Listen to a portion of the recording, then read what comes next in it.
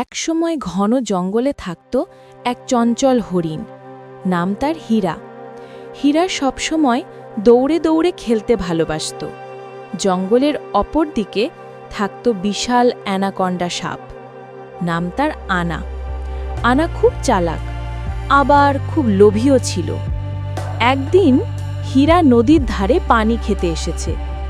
আনা ধীরে ধীরে সামনে এগিয়ে এসে বলল, হরিণ, তোমার সঙ্গে একটু কথা আছে। হীরার গা শিরশির করে উঠল, কিন্তু সে শান্তভাবে বলল, কি কথা? আনা ধূর্ত হাসি দিয়ে বলল, আমি শুনেছি তুমি খুব দ্রুত দৌড়াতে পারো। চলো তোমার সাথে দৌড় প্রতিযোগিতা করি। হীরা বুঝে গেল এটা কোনো প্রতিযোগিতা নয়, এটা ফাঁদ। তবুও সে বলল, ঠিক আছে, তবে নিয়ম আছে। তুমি নদীর ভেতর দিয়ে যাবে আর আমি বনপথ দিয়ে।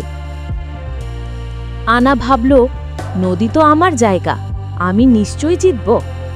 হীরা বনপথে দৌড়ালো আর আনা নদীর ভেতর সাঁতরে এগোতে লাগল।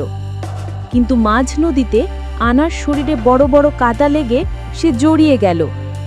বের হতে গিয়ে আনা আটকে পড়ল, আর হীরা হাসতে হাসতে আগেই গিয়ে পৌঁছে গেল গন্তব্যে। আনা লজ্জা পেল। হীরা ফিরে এসে আনার পাশে দাঁড়িয়ে বলল, প্রতিযোগিতা ঠিক ছিল, কিন্তু ফাঁদ করা ঠিক না। সবার প্রতি ভালো হও, তাহলে সবাই তোমার বন্ধু হবে। আনা মাথা নিচু করে বলল, আমি ভুল করেছি, আজ থেকে আর কখনো কাউকে ফাঁদে ফেলব না। এভাবেই বন জুড়ে ছড়িয়ে পড়ল হীরার বুদ্ধি আর সাপের শিক্ষা।